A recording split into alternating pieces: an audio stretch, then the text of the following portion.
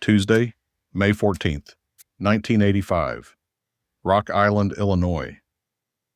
A red tractor, a Model 5488, rolls off the assembly line at the Farmall works in front of 5,000 retirees and their families.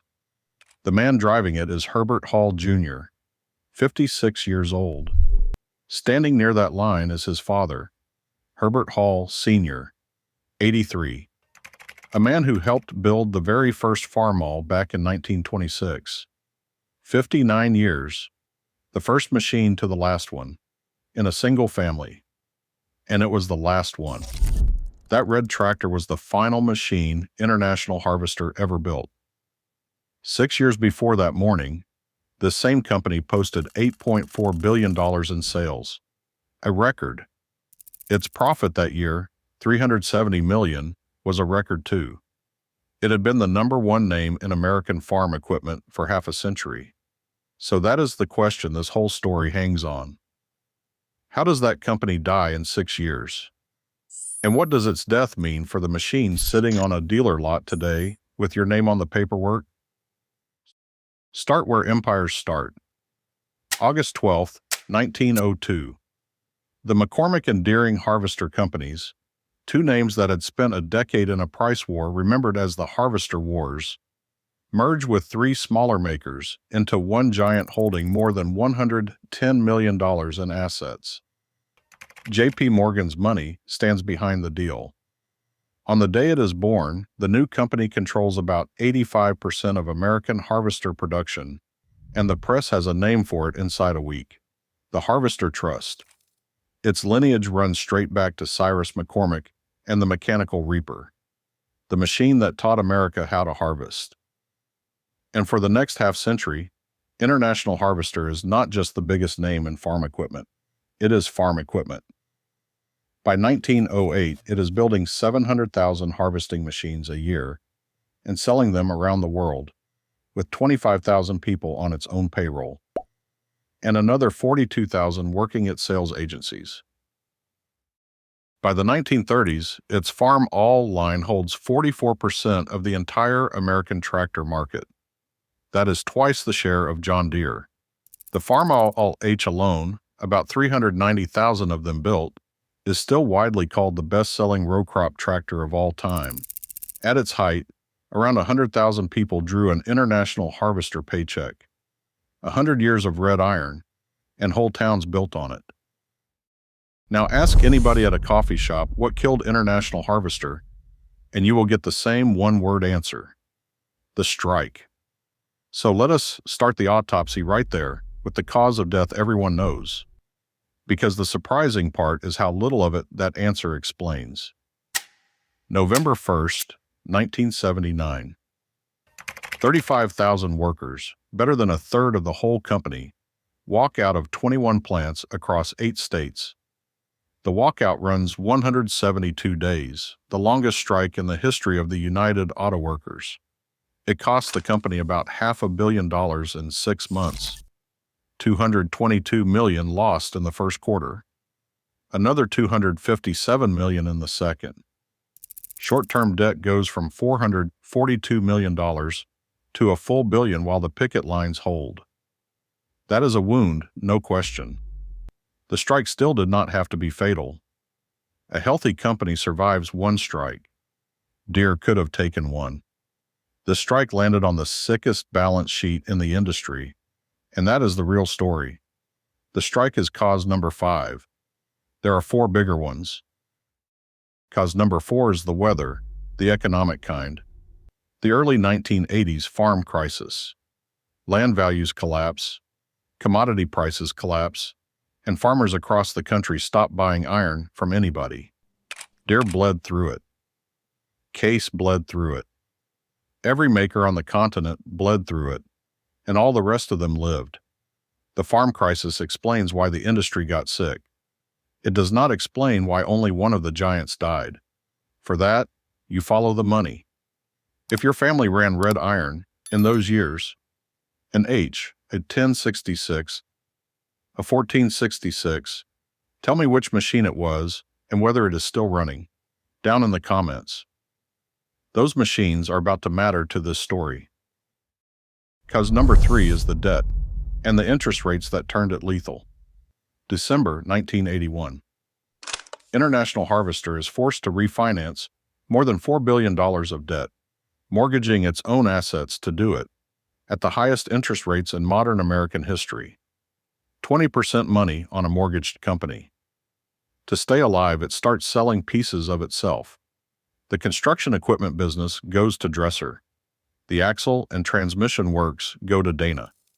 Cub Cadet, the lawn tractor line it had built since 1961, sold to MTD in January of 1981. The Scout, more than 500,000 sold between 1961 and 1980, shut down that same year. Add up fiscal 1980 through 82, and the company loses $2.4 billion. At the time, that was the largest 3-year loss any American company had ever posted. In any industry. In any year. So why was International Harvester the sickest one when the storm came? Because cause number 2 had been eating it for decades. In 1958, John Deere passed International Harvester to become America's #1 maker of farm equipment. IH never took that lead back, and the money that should have answered Deere, the money that should have rebuilt the aging tractor plants, went everywhere else instead. Trucks, construction, the Scout, a conglomerate's worth of divisions, and none of them fed enough. Deere spent those decades focused on one thing. Harvester spread itself across 5. By the time the 80s arrived, the company that invented the business had the oldest plants and the thinnest margins of any major in it. The giant was hollow before anybody swung at it. Which brings us to cause number 1.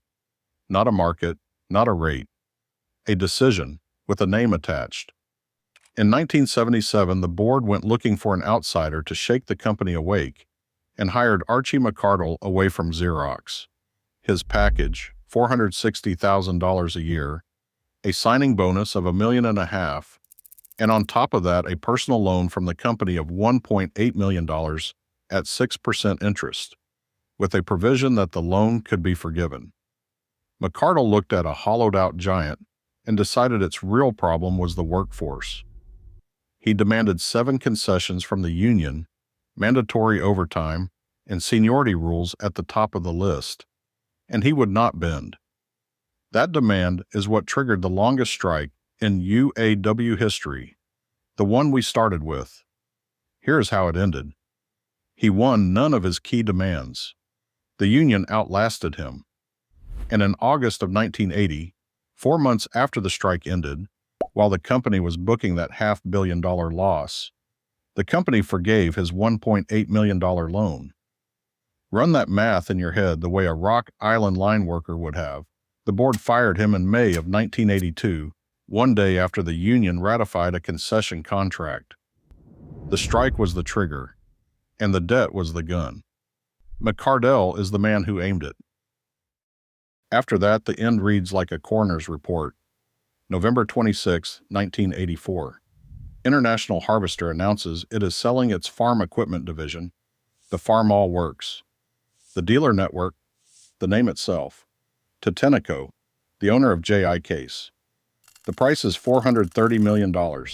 Hold that against the record year. $8.4 billion in sales in 1979.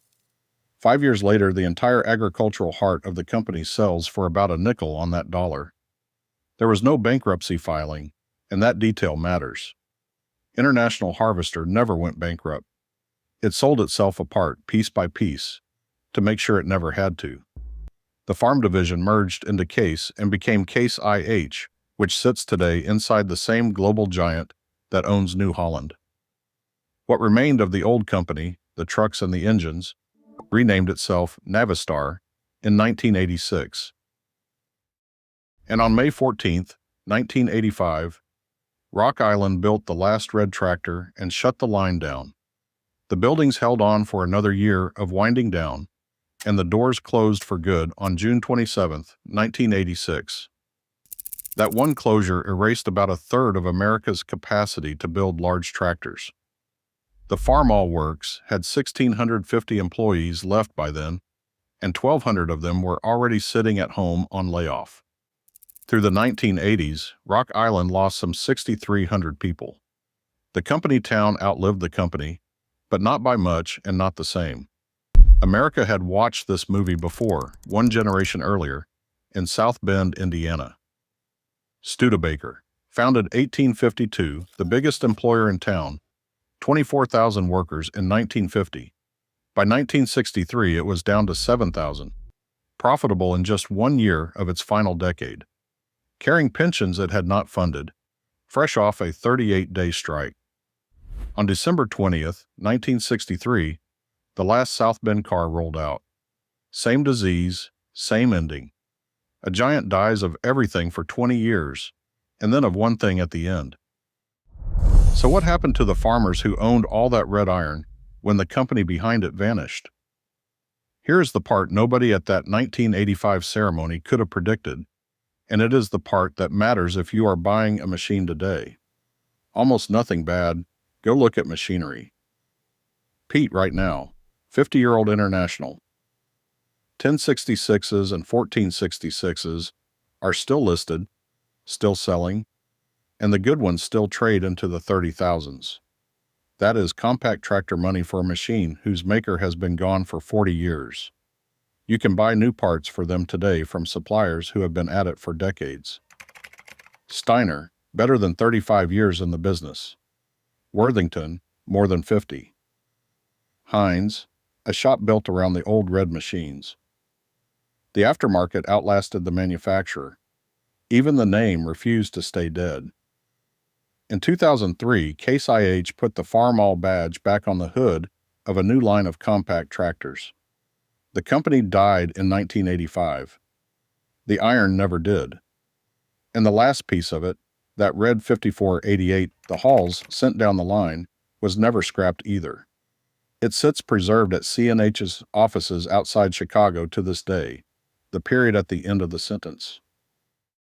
And that is the quiet lesson to carry on to the dealer lot, whatever color you run. The number one name in the entire business, the company that owned American farming for 50 years, died in 6. Nobody saw it coming in 1979, at the record year, at the very top. So when you sign for a $15,000, $20,000, or $40,000 machine, understand what you are betting on. Badges are mortal. You are betting on the iron itself, and on whether that machine is good enough and common enough that the parts pipeline will outlive whoever built it. The red tractors answered that question the hard way, and they answered it well. Herbert Hall Sr. helped build the first one in 1926. His son drove the last one off the line 59 years later. The company is gone. An awful lot of those tractors are still running. Before you sign, ask the dealer one question this story teaches. How long will parts stay available for this model, and who besides you stocks them? Buy the kind of machine that keeps running long after the name on the hood is gone, and the name will never matter.